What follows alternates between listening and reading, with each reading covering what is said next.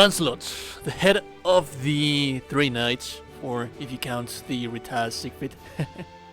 He's very powerful, and his playstyle, I love him. It's just basically the dual blades from Monster Hunter, but a rather more simplified version of everything. Will not take too long trying to discuss about how the character works in itself, because we already have a pre-release guide about that.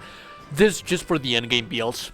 So first and foremost, what is it that we're going to be able to do? What is it that it is going to be your bread and butter for your character?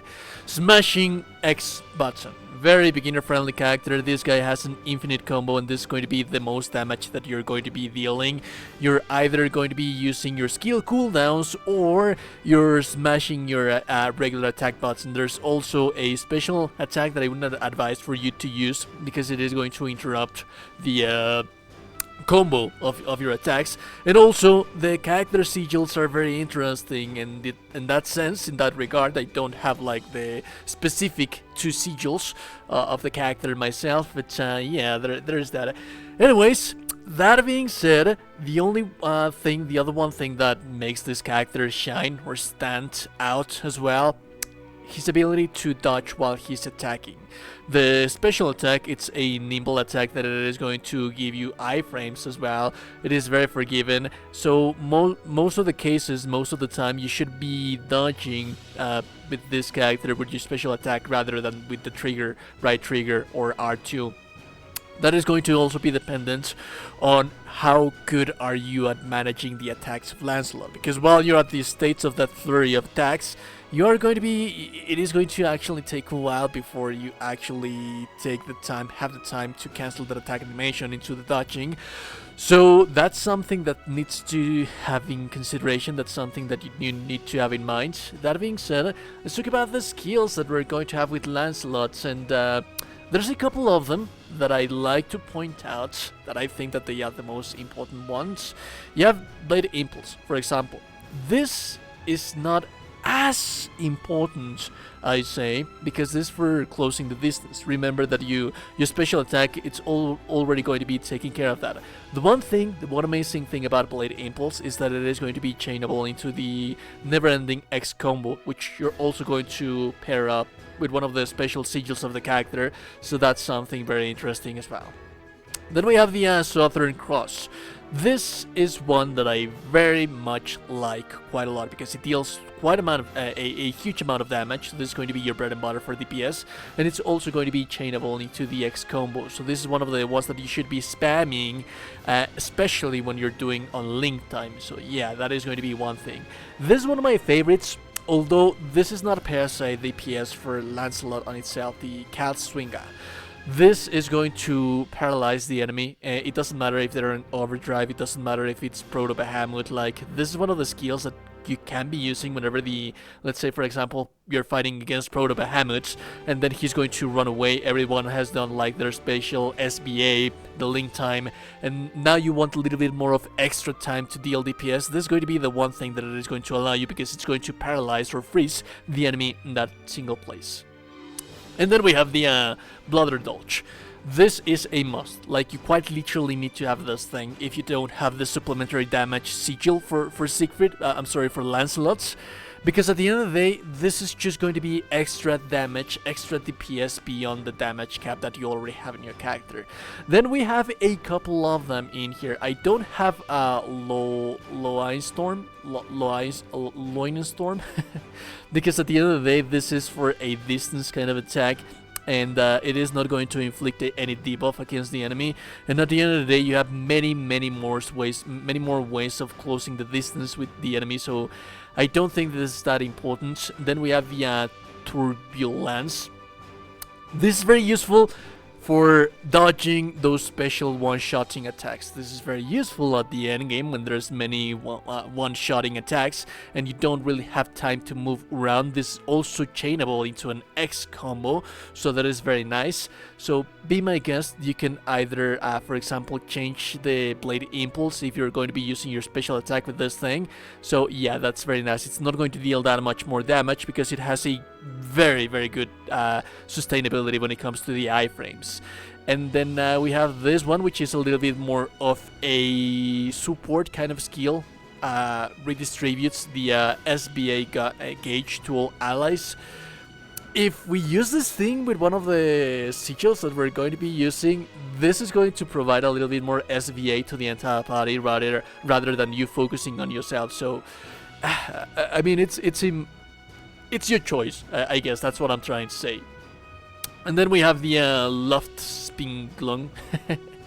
That this is just extra protection as well because of the mirror image of Lancelot. It's not like the extra DPS.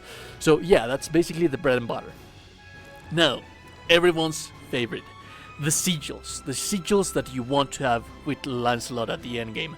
Of course, damage cap is a must. Supplementary damage is a must.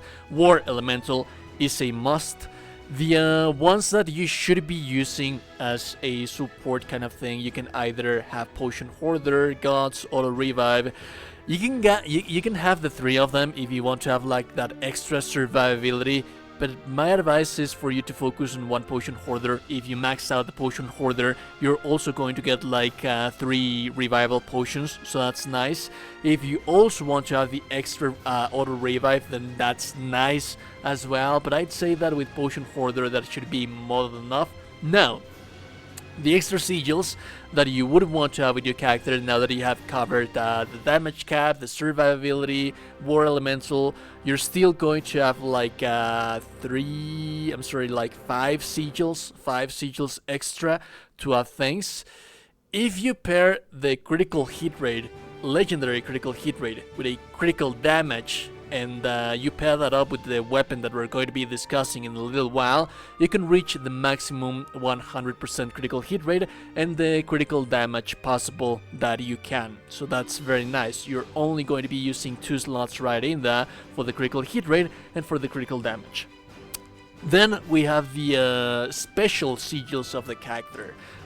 Those are very, very interesting. And remember that you're only going to be using one of those slots if you're lucky enough to have the one that grants your character just the character on itself, the one that you do on transmutation. You can purchase them individually, but that's going to cost you like 2 more slots. As a matter of fact, let me save those ones for a little bit later, because you're still going to have 2 more slots for nimble onslaughts, and you can change the nimble onslaught for like different little things that are going to be either defense or more DPS. My advice is for you to have nimble onslaught, because this is basically what it is going to do is that every time that you do a perfect dodge, your SVA gauge is going to feel faster, and also there's going to be a diminishing the decreasing in time for the skills that you are going to have. So it's a skill cooldown, so to speak, so to say.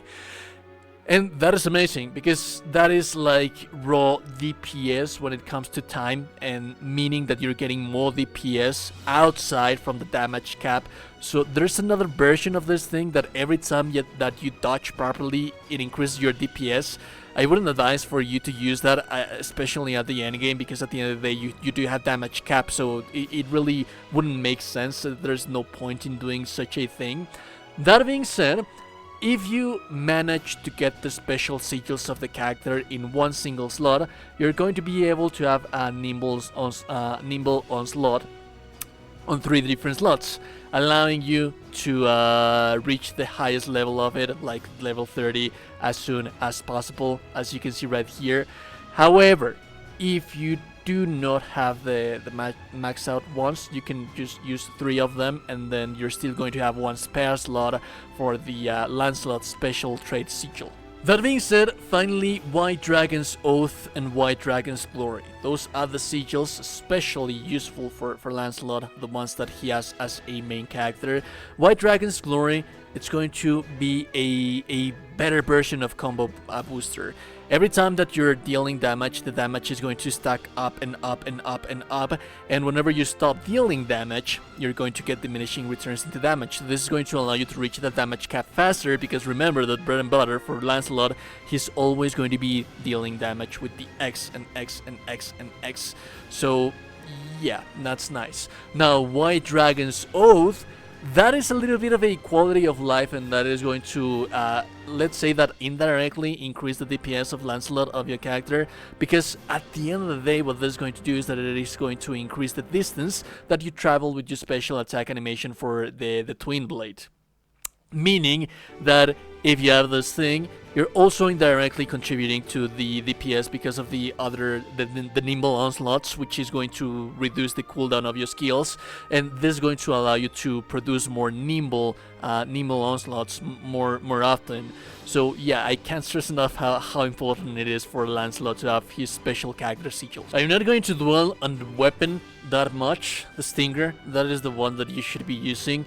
If you want to do the extra farming, then be my guest, go for the Ascension weapon. But if you don't want to do the extra farming, which I don't recommend because you can reach the damage cap of your character with this single weapon, this gives you critical hit rate level 25 and critical hit damage level 15. That is why I was telling you that if once you reach that point, if you also add critical hit rate on your imbued traits for your weapon, then that means that you only need one critical hit rate level 5 to reach the maximum capacity for 100% critical damage, and then you also need just one extra critical damage to reach the maximum capacity. I don't have this one upgraded, but as you can see, if I had those 4 extra levels right there, I would be dealing the extra 50% critical damage.